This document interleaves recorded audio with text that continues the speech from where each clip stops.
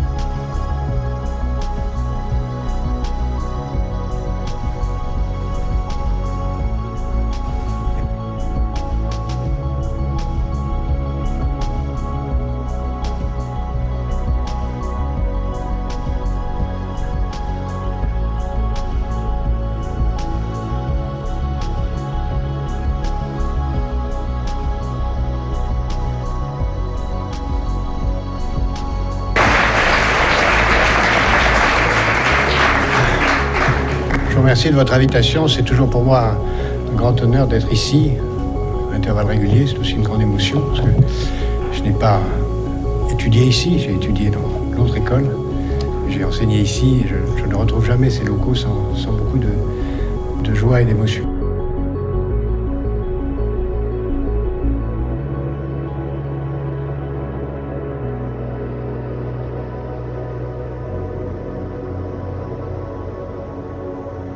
Donc prenez tout ce que je vais dire là, non pas comme un spectacle auquel vous allez participer, qui est le monde d'ici à 2030, mais comme le champ de bataille ou le champ d'aventure dans lequel vous allez être des acteurs qui allez déterminer non seulement votre vie personnelle, mais la vie de beaucoup de gens, puisque vous êtes en situation d'exercer des responsabilités. Nous sommes et vous êtes des acteurs du monde qui changera en fonction de ce que vous allez décider. Et le monde de 2030, il sera très largement ce que vous en ferez en fonction de ce que vous aurez perçu, pensé de ce qu'il va devenir. Aujourd'hui, c'est dans ce pari dans lequel nous nous trouvons. Et ce pari, je ne pense pas qu'il puisse être gagné sans penser le monde un peu autrement. C'est-à-dire en se posant la question de savoir, au-delà de cet équilibre relatif, quel peut être le bon modèle de développement, quelles peuvent être les valeurs pour lesquelles il faut se battre, quelle est l'idéologie que le monde va choisir.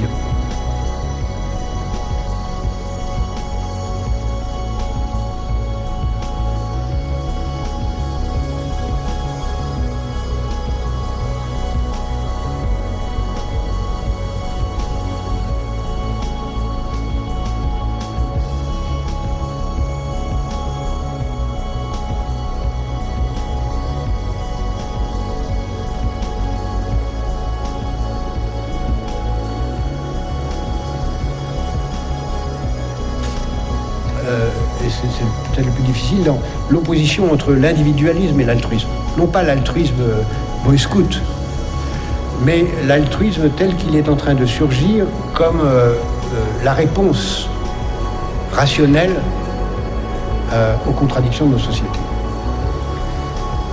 il est rationnel de penser que j'ai intérêt au bonheur des autres. Parce que si les autres sont heureux, je serai heureux. Dans un monde de réseau, j'ai intérêt à ce que les autres appartiennent à mon réseau. Si je parle une langue, j'ai intérêt à ce que d'autres la parlent. Si j'ai un téléphone mobile, j'ai intérêt à ce que d'autres en aient un. J'ai intérêt au succès des autres comme condition de mon propre succès, dans un monde d'interdépendance. Soit nous sommes des autistes juxtaposés, soit nous prenons conscience de ce que nous avons intérêt à ce que les autres réussissent, et alors on a intérêt à ce que les autres soient bien formés, à ce que les autres soient bien soignés, à ce que les autres soient heureux comme condition de notre succès.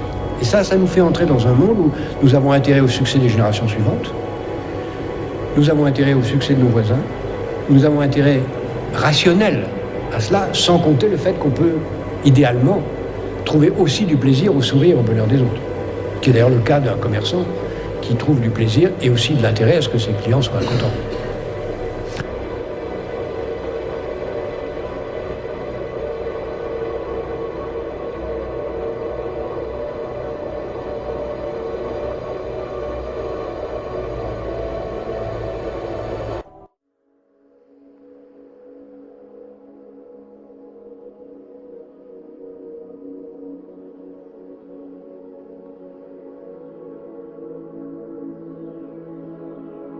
Baudelaire qui nous dit « Il faut être toujours ivre.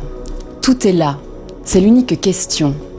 Pour ne pas sentir l'horrible fardeau du temps qui brise vos épaules et vous penche vers la terre, il faut vous enivrer sans trêve », ajoute-t-il.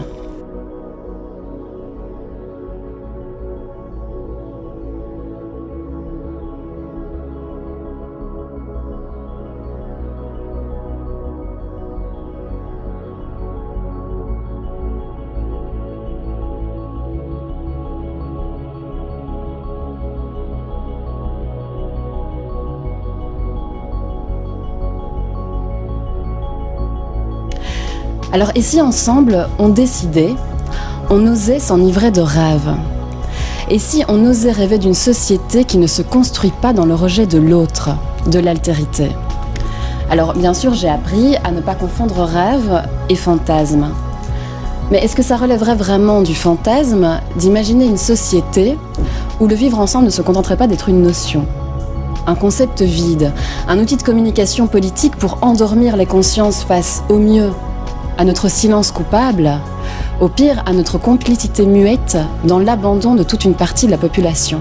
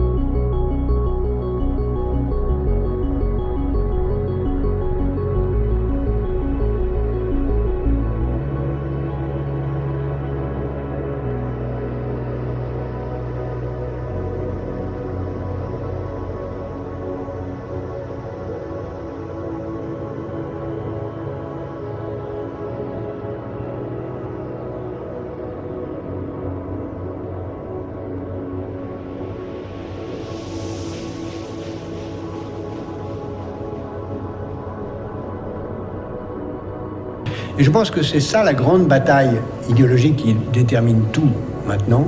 C'est la bataille entre la poursuite du modèle individualiste qui a commencé, disons, au Xe siècle, et ce modèle altruiste rationnel qui commence à surgir, qu'on voit surgir à la fois dans les ONG, à la fois dans ce qu'on appelle la responsabilité sociale, à la fois dans le service civique et l'intérêt général que les uns et les autres peuvent porter, qu'on voit dans beaucoup de jeunes. Vous avez parlé tout à l'heure en me présentant de Planète Finance, qui est une structure, une ONG qui maintenant travaille dans 80 pays et qui apporte les moyens aux plus pauvres de créer leurs entreprises et de sortir de la pauvreté. Nous avons le sentiment qu'en aidant les autres à se développer, non seulement on trouve du plaisir à les aider à sortir de la misère, mais on crée les conditions pour qu'eux-mêmes puissent avoir une vie stable, puissent envoyer leurs enfants à l'école, puissent vouloir être une démocratie, ce qui est dans notre intérêt à nous, bien compris, pour éviter que le chaos ne vienne nous rejoindre. C'est dans cette bataille idéologique qu'il faut situer les choses. Cette bataille n'est pas sans conséquence aussi dans la vie quotidienne, D'abord, elle oriente les technologies. Il y a des technologies altruistes, il y a des technologies individualistes, il y a surtout des usages altruistes des technologies, des usages individualistes des technologies. Il y a des carrières altruistes, il y a des carrières individualistes. J'espère que vous trouverez plus de bonheur dans l'altruisme que dans la solitude. Je vous remercie.